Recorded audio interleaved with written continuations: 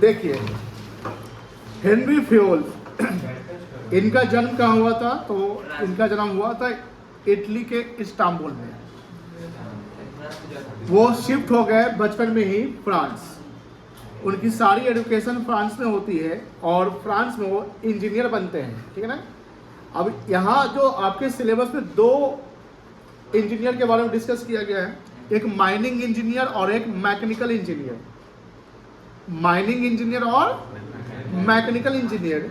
तो फ्योल कौन थे? तो फ्योल जो थे वो माइनिंग इंजीनियर थे। एग्जाम पूछ सकता है कि माइनिंग इंजीनियर कौन था। अब मुझसे फ्योल दे देगा, टेलर दे देगा, ठीक है। तो टेलर जो थे वो मैकेनिकल इंजीनियर थे। वो modern scientific father of management कहलाते हैं। और ये ट्रेडिशनल साइंटिफिक मैनेजमेंट की बात करेंगे, अगर ट्रेडिशनल साइंटिफिक मैनेजमेंट के फादर कौन है तो आप बोलेंगे हेनरी फ्योल। हेनरी फ्योल जो थे उन्होंने 14 प्रिंसिपल डेवलप इसलिए किया था कि जिस कंपनी में ये टॉप लेवल में थे, यानी जब जिस कंपनी के वो एमडी बनते हैं वो कंपनी बैंकरप्सी पे जाती है।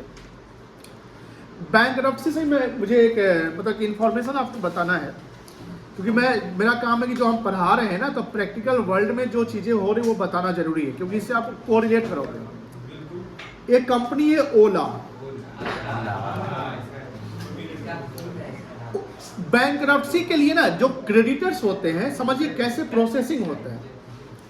या तो कंपनी का डायरेक्टर कंपनी को इंसॉल्वेंसी या बैंकरप्सी का एक लिटिगेशन चला सकता है, कोर्ट में फाइल कर सकता है कि हमारा कंपनी को बैंकरप्ट डिक्लेयर कर दिया जाए।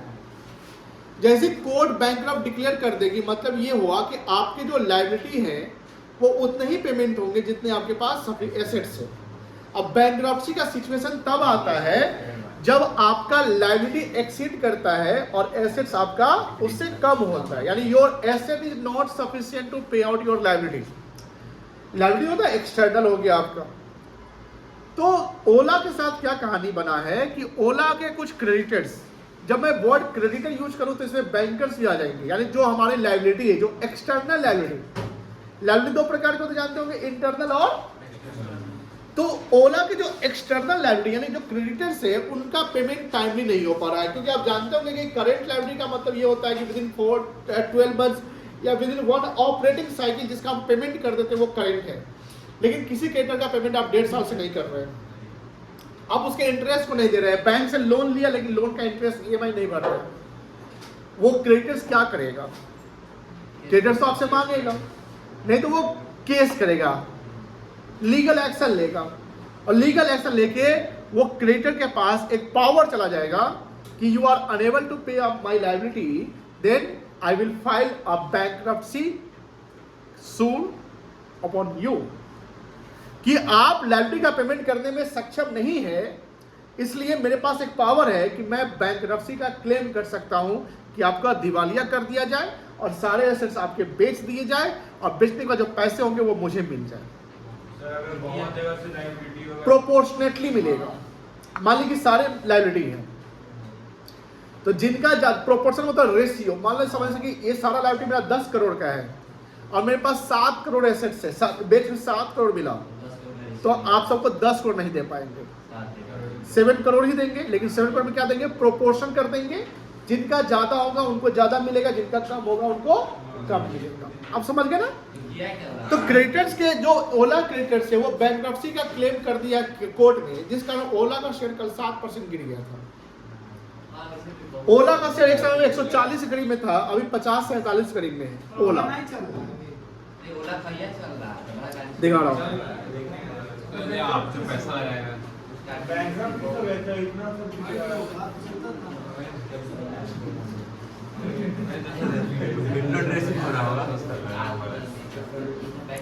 आज ठीक है, कल 7% डाउन था, आज 4.96% यानी सर्किट मार दिया है।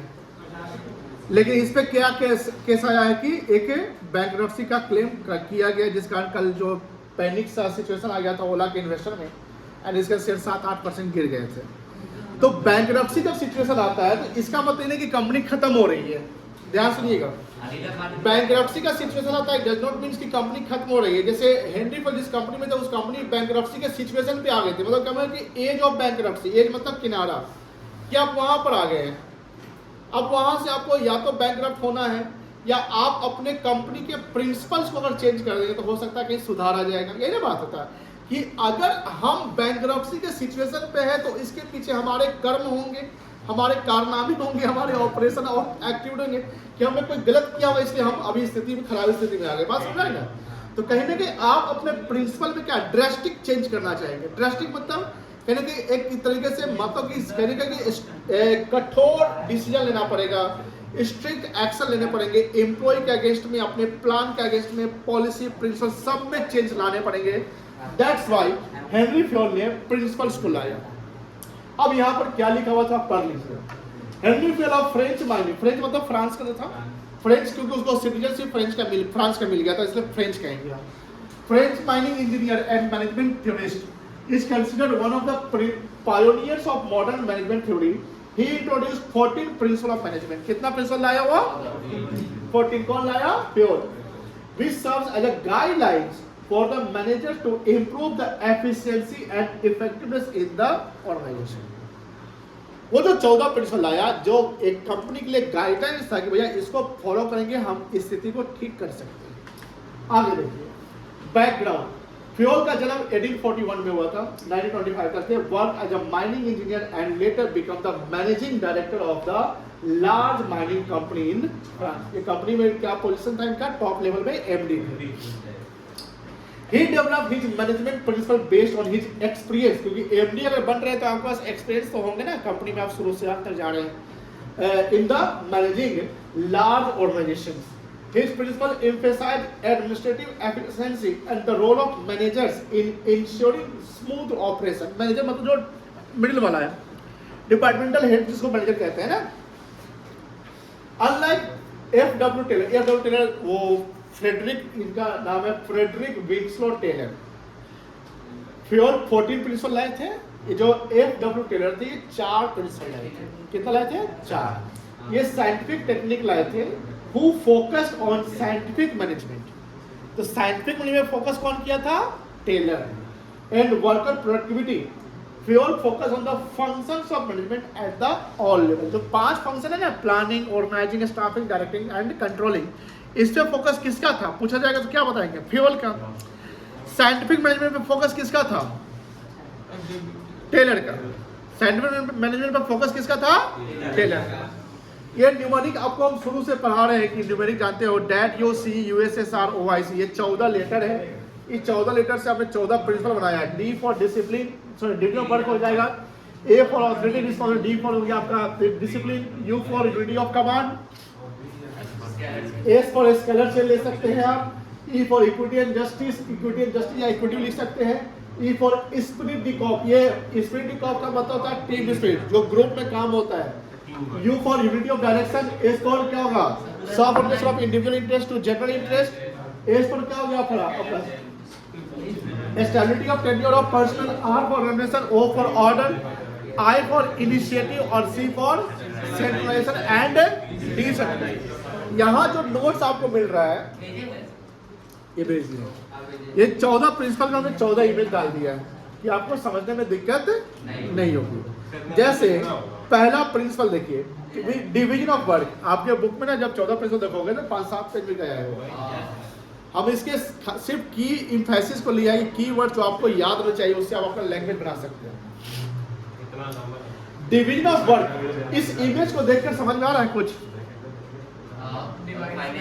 पहले इमेज को समझिए। सबका अपना, जैसे एचआर मैनेजर का अपना है, लॉजिस्टिक वाले काम अपना है, ये काम को बांटने काम कर रहा है, समझ रहे? यानी सब काम को असाइन किया गया, वर्क को क्या कर दिया गया है? असाइन। ये पढ़िए क्या लिखा हुआ है? Here is an image illustrating the principle of division of work in the management. It shows a well-organized office where employees are specializing in different tasks, ensuring the efficiency and productivity. अगर हम काम को बांट देंगे तो क्या हो जाएगा? एफिशिएंसी इंप्रूव होगा, इफेक्टिवनेस आएगा, प्रोडक्टिविटी क्या होगा? बढ़ेगा, स्पेशलाइजेशन आ जाएगा, यही सब तो चीजें होंगे, गोल अचीव होगा, टाइमली होगा। तो ये हमने इमेज को अपने यहाँ पर शो कर दिया। अब इसके कुछ पॉजिटिव इंपैक्ट समझिए और इसके कुछ निगेटिव, जब फॉलो करेंगे तो क्या फायदे हैं।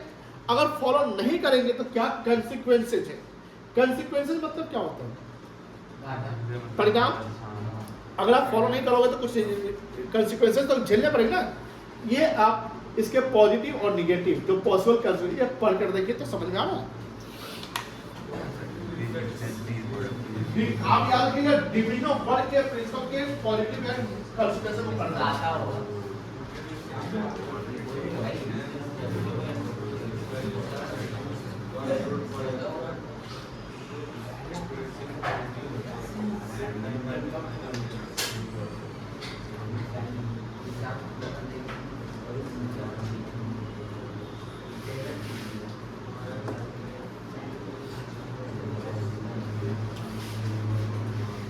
So monotonous. क्या बोले बता Monotonous. Sensor. किसमें कंसिक्वेंसेज में एम्प्लॉय में फिर मॉनिटर ड्यू टू मॉनिटर मतलब बोरिंग टाइप का। अरे यार जैसे कि लगातार 3 घंटा काम करते हैं आप एक घंटा यू आर एक्सेस हिंदी में बोल लीजिए। एक्सेप्शन मतलब तो जानते ही होंगे एक्सेप्शन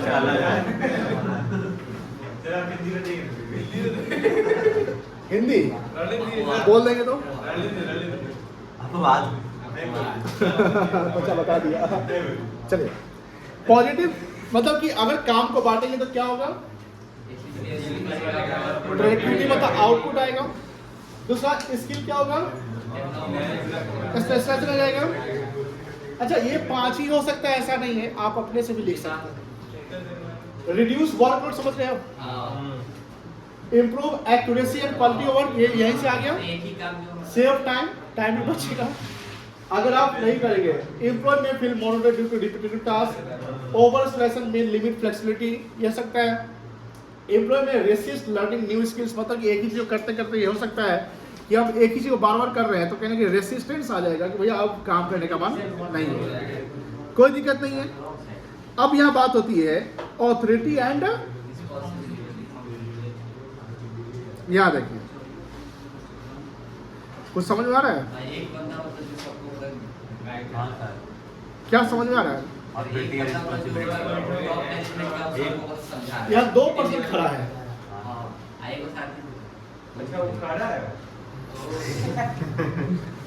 यहाँ कहीं ना कहीं ये इसके पास कोई प्रोग्राम होगा, कोई गाइडलाइंस होगा, किसी चीज का पॉलिसी होगा।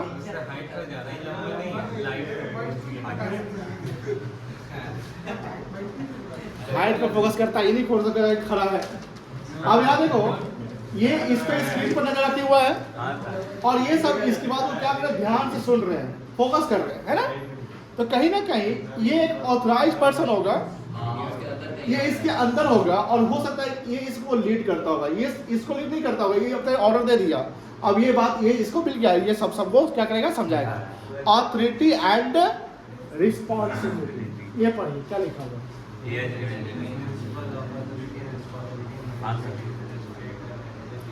डेलीगेटिंग का वर्ड मतलब क्या होता है, डेलीगेट करना होता है। हाँ डेलीगेट मतलब होता है कि आप हमने अपना कुछ काम आपको दे दिया है और आप संभालिए, आपको हमने सौंप दिया, डेलीगेशन करना। Delegating the task with authority while employ take responsibility for their role, कोई दिक्कत नहीं है। अब ये सब तो आप पढ़ के समझ जाओगे, थोड़ा सा पढ़ कर देखो तो क्या लिखा हुआ है।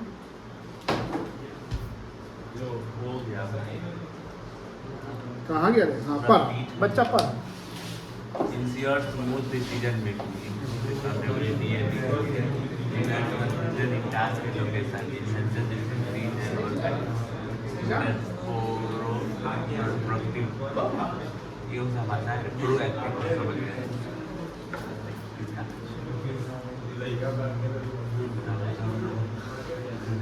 प्रिवेंट्स मतलब क्या होता है, बचाना। मतलब बोलना पागल है क्या?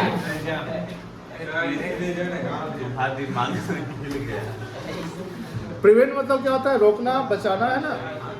पहला क्या कि ऑथोरिटी ने सोचा क्या पॉजिटिव इम्पैक्ट्स है, it ensure the smooth decision making, decision making में फायदा होगा। Improves accountability. अकाउंटेबिलिटी का मतलब क्या होता है? अच्छा ये बताओ उत्कर्ष, अकाउंटेबिलिटी किसी कंपनी में सबसे अधिक किस लेवल पे होगा? टॉप लेवल पे। और सबसे कम अकाउंटेबिलिटी? Low level. देखिए अकाउंटेबिलिटी का मतलब जवाबदेही होता है। अगर मान लो मिस्टर एक्स टॉप लेवल का है और ये कोई काम दिया है वाई को, और वाई मिडिल पे है, अब वाई अगर गड़बड़ कर दिया तो क्या इसकी अकाउंटेबिलिटी एक्स पे पड़ेगी कि नहीं पड़ेगी? पड़ जाएगी। When you transfer your authority, यानी आप किसी को पावर देते हो, वहाँ टॉप लेवल का पावर दिया होगा मिडिल वाले को ना कि आपको ये संभालना है, आपके अंदर 10 लोग हैं 20 लोग हैं, ठीक है, तो आपने ऑथोरिटी दे दिया। जैसी ऑथोरिटी दिया बाय डिफॉल्ट उतना ही रिस्पॉन्सिबिलिटी चला गया। अगर किसी को 10 लोगों का ऑथोरिटी है तो उसको 10 लोगों की रिस्पॉन्सिबिलिटी भी तो हो जाएगी। लेकिन जब आप ऑथोरिटी दे रहे हो किसी को, ऑथोरिटी ट्रांसफर कर रहे हो, तो ऑथोरिटी ट्रांसफर इसलिए करें क्योंकि आपके पास वर्कलोड है, तो वर्कलोड को कम करने के लिए हमने क्या कर दिया, आपको ऑथराइज कर दिया कि आप ये सब काम संभालो। लेकिन इसका ये मतलब नहीं होता है कि आपने अकाउंटेबिलिटी भी ट्रांसफर कर दिया। अकाउंटेबिलिटी ट्रांसफर नहीं होते, जवाबदेही रहती है। अगर टॉप लेवल वाला कोई पॉलिसी फॉर्मुलेट करता है, डिसीजन मेकिंग करता है, कोई काम करता है, तो सारा काम टॉप लेवल नहीं करता है। उसको सक्सीड करने के लिए मिडिल वाले भी आते हैं और लोअर लेवल वाले भी आते हैं। लेकिन अगर सक्सीड नहीं होता है, कंपनी फेल होती है, लॉस में चली जाती है, तो सबसे अधिक अकाउंटेबिलिटी किसकी होती है? टॉप वाले की। देश में कोई घटना हो जाए, जैसे रेलवे का एक्सीडेंट होता है, ट्रेन एक्सीडेंट होता है, तो इसके लिए अकाउंटेबिलिटी किसकी होती है? रेल मंत्री की होती है ना। रेल मंत्री आप इस्तीफा दीजिए, आपने कहा नहीं ऐसा हो रहा है। अब रेल मंत्री तो ट्रेन तो नहीं चला रहे हैं, बट कहीं ना कहीं जो अकाउंटेबिलिटी जो है वो रेल मंत्रालय में आ जाते हैं, है ना। चलिए थर्ड क्या है आपका? डिसिप्लिन। डिसिप्लिन समझ रहे हो? हाँ सर, अनुशासन। क्या है डिसिप्लिन? अनुशासन। इसको पढ़िए, इसको देखिए, समझ में आ रहा है तो समझाइए।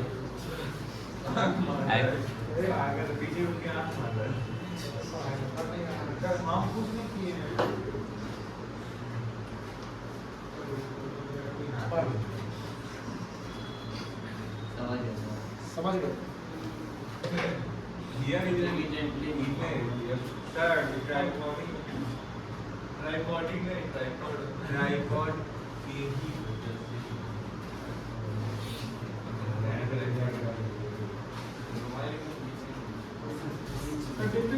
क्या होता है?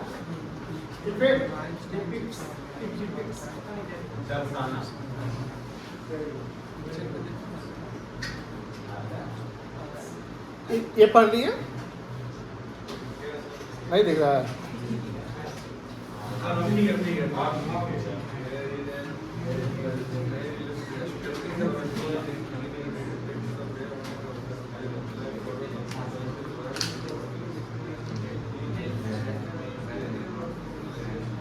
यह दो वर्ड है जो आपको समझना चाहिए, डिपिक्ट्स और आई थिंक एक होगा डिलीजेंटली।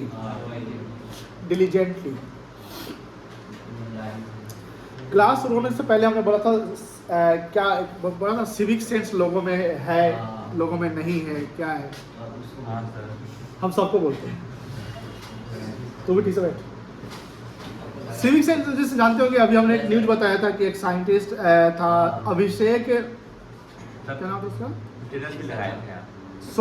अभिषेक स्वर्णकर, जो पंजाब का था। उसके साथ एक एक्सीडेंट मतलब कि इंसिडेंट होता है, वो मर जाता है, मर नहीं जाता, उसको मार दिया जाता है। और मारने का कॉज होता है पार्किंग, है ना, कि गाड़ी को पार्क, वो भी कौन सा गाड़ी, 4 व्हीलर नहीं, वो 2 व्हीलर से था।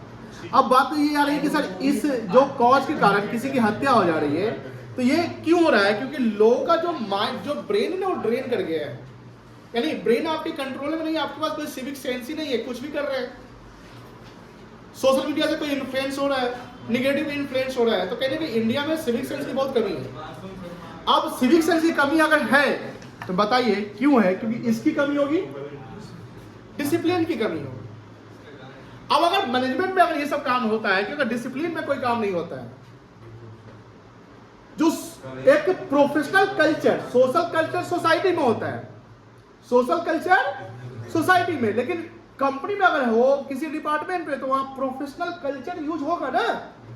हमने बताया था प्रोफेशनल स्केप्टिसिज्म, याद है? स्केप्टिसिज्म का मतलब बताया था, नहीं याद है? स्केप्टिसिज्म का होता है कि प्रोफेशनल एटीट्यूड, स्केप्टिसिज्म। तो अगर कंपनी में आपके पास प्रोफेशनल एटीट्यूड नहीं है, प्रोफेशनल कल्चर नहीं है, तो कंपनी में समझ लीजिए डिसिप्लिन की क्या है, कमी है। सोसाइटी में सोशल कल्चर, प्रोफेशनल कल्चर वहां नहीं चलेगा। अब सोसाइटी में प्रोफेशनली वहां पर सबसे बिहेव कर रहे हो तो बोलेंगे ये तो एंटी सोशल बात कर रहा है, एंटी सोशल टाइप का। बस वहां प्रॉफिट लॉस की नहीं बात कर सकते हैं, बस समाज की बात कर सकते हैं, भाईचारा की बात कर सकते हैं, लव एंड अफेक्शन की बात कर सकते हैं। लेकिन कंपनी में लव एंड अफेक्शन कर रहे हैं, सोशल कल्चर क्या भाई क्या हाल है, चलो तू दुखी लग रहा है तुमको, चलो पार्टी देते हैं। आज हमारे बॉस साहब ऐसे हैं, अरे क्या बात है, चलो आज हम लोग छुट्टी कर लेते हैं, 10 नहीं बजा चलो छुट्टी है बाय। मान लो कि ऐसी छुट्टी, चलो आज पार्टी करेंगे, मिट्टी चना खाया जाएगा, ये करेंगे। बताइए अगर ये सब चीज हो गया तो कंपनी का बोलते ऐसी होना ही नहीं। बात समझे नहीं? तो ध्यान रखिएगा, जिस जगह पे आप है उस जगह के इन्वायरमेंट को फॉलो करेंगे। समझ में आ रही है ना? तो यहाँ पर जब इस इमेज को देख लो, ए भाई यहाँ देख, बैग छोड़,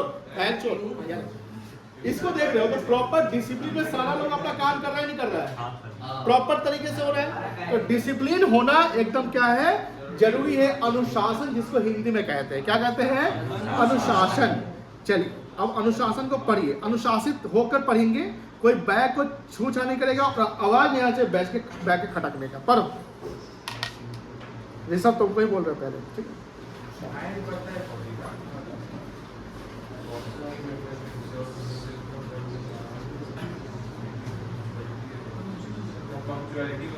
पंक्चुअल, जैसे अच्छा पंक्चुअल कौन रहता है? हम लोग रहते हैं सर, ये रहता है, तुम नहीं रहता, तुम 2 दिन से आ रहा है, हम लोग ये सब रहता है। ये सब पंक्चुअल से हम लोग फुल गए पंक्चुअल में समझिए प्रॉपर